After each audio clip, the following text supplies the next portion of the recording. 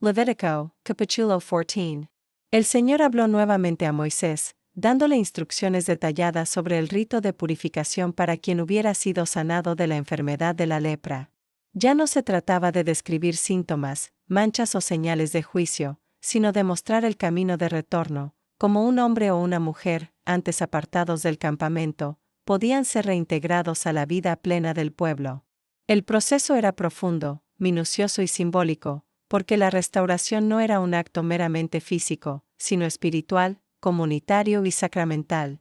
Cuando el sacerdote recibía noticia de que un afectado había sido sanado, salía fuera del campamento para examinarlo.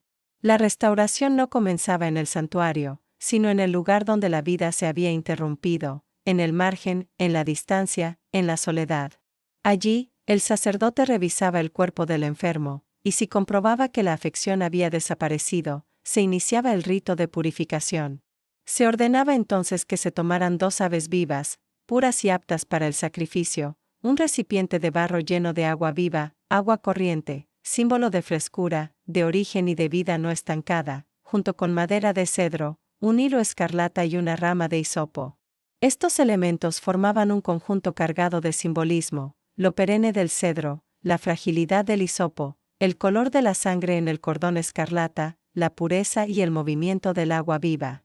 Una de las aves era sacrificada sobre el recipiente de barro, de manera que su sangre se mezclara con el agua.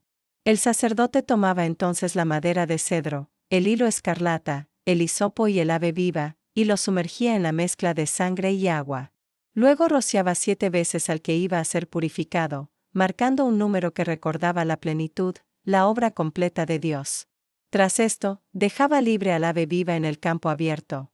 La imagen era poderosa, la libertad del ave simbolizaba la liberación del enfermo, su retorno a la vida, su separación del mal que lo había aislado.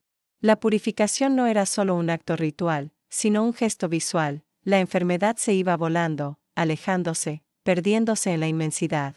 A partir de ese momento, la persona debía lavar sus vestidos, afeitarse todo el vello y bañarse con agua, para luego poder entrar en el campamento.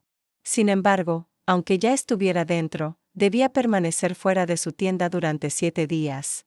Era un tiempo de transición, ni aislado como antes, ni plenamente reintegrado. Un tiempo intermedio donde la curación física y la restauración espiritual seguían desenvolviéndose.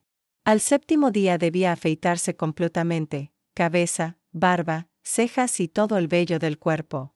Debía lavar nuevamente su ropa y bañarse. Era una purificación total, un renacer, casi como comenzar de nuevo desde la desnudez, desde la fragilidad, desde la limpieza absoluta. Entonces quedaba ritualmente puro.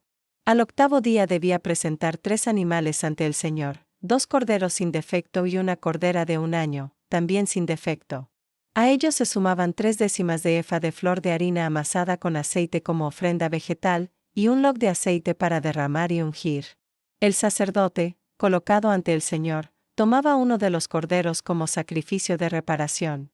Este se ofrecía como expiación especial, para cubrir no un pecado moral, sino el hecho de haber sido apartado del lugar santo y reintegrado. La restauración siempre implicaba un acto sacrificial. El sacerdote tomaba parte de la sangre del sacrificio y la ponía en el lóbulo de la oreja derecha del purificado, en el pulgar de su mano derecha y en el pulgar de su pie derecho. Estos 3 puntos simbolizaban la escucha, la acción y el caminar, la vida entera tocada por la gracia.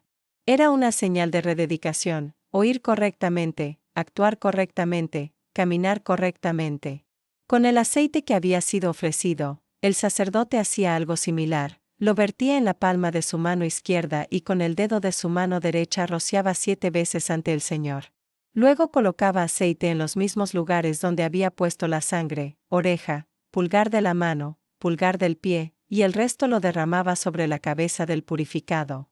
De este modo, la purificación no solo cubría la culpa o la impureza del pasado, sino que ungía para una vida nueva, sellada bajo la gracia divina. El aceite representaba la bendición, la consagración, la renovación. Después se sacrificaba uno de los animales como ofrenda por el pecado, y el otro como holocausto, junto con la ofrenda vegetal, para completar plenamente el proceso.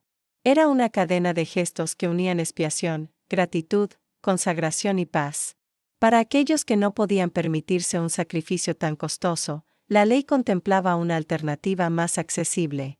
En lugar de 2 corderos y una cordera, podían presentar un solo cordero para el sacrificio de reparación, junto con una menor cantidad de harina para la ofrenda vegetal y aceite.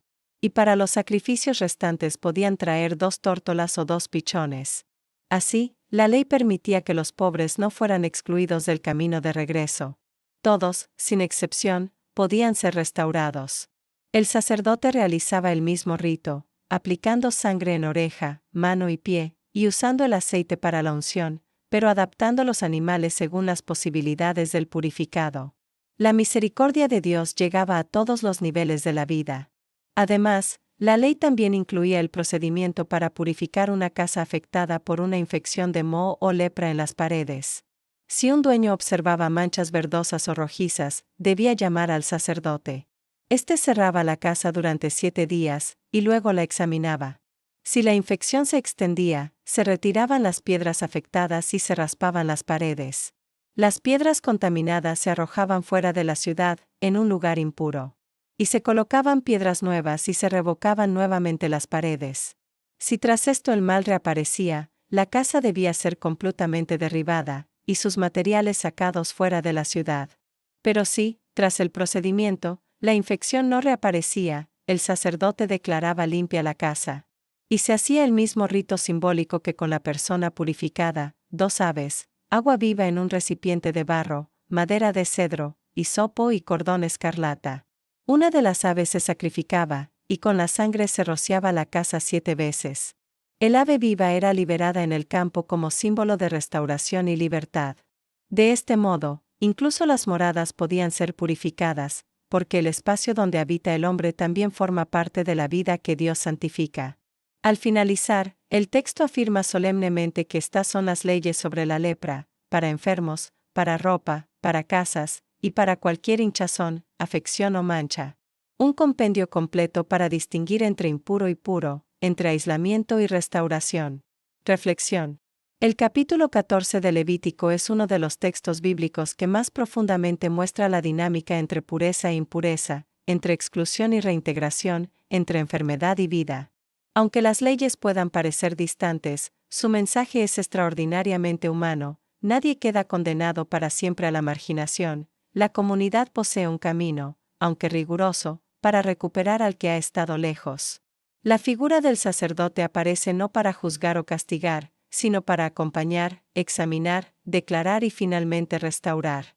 El sacerdote sale al encuentro del enfermo, no espera que éste llegue.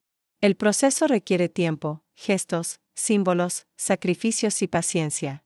La curación no es instantánea, implica revisar, esperar, verificar, lavar, afeitar, presentarse ante Dios, recibir unción. Todo esto evoca un proceso de sanación espiritual profundo, que no se limita a un instante emocional, sino que transforma la vida entera. La combinación de sangre y agua, el ave liberada, la unción con aceite, la imposición en oreja, mano y pie, cada símbolo refleja que la restauración es total, afecta la escucha, el hacer, el caminar, el pensamiento y el hogar. Dios no solo sana el cuerpo, sino la historia, la identidad y la pertenencia.